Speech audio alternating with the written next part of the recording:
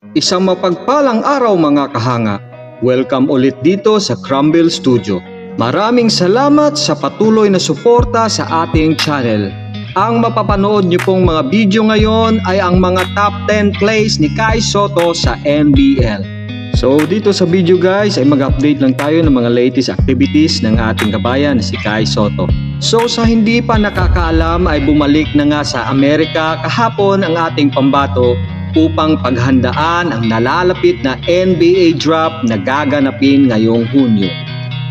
Pansamantalang mamamalagi nga itong si Kai sa Atlanta para sa kanyang pre-training at bandang end of the May ay sasalang na naman ito sa team training upang paghandaan din ang nalalapit na NBA draft combine. Dito pag naimbitahan ng ating pambato ay may pagkakataon itong magpakitang gila sa harap ng mga iba't ibang NBA scouts at maaaring mapataas pa nito ang kanyang draft stocks.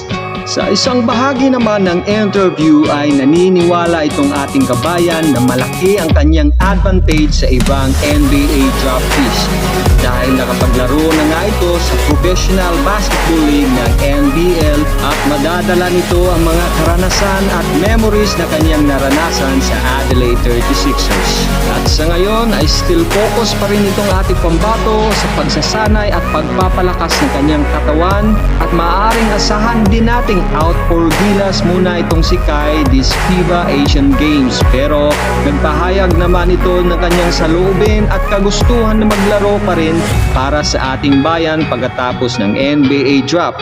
Pakinggan po natin ang kanyang pahayag. Ako sa goal ko kasi lagi ko sa sarili ko yung pangarap nila madami, kaya hindi ako pwede wala ng focus and focus na lagi. Sobrang saya na experience, marami akong natutunan. Hindi pa namin naabot yung goal namin na makaabot sa semis and mag-champion, pero para sa akin isang win na rin para sa akin na yung mga experience and yung mga memories na nakuha ko itong season. Pagdating ko sa US, sa Atlanta ako mag-pre-draft training ako, and I think heading sa patapos ng month pupunta na ako sa mga team workouts. Siyempre naman, gilas hindi mawawala yun sa plano ko dahil siyempre dream ko makapaglaro ng national team. In the future, siyempre gusto kong maglaro, pero as of now, focus lang ako sa pre-draft training ko, and kung ano man mangyari after nun.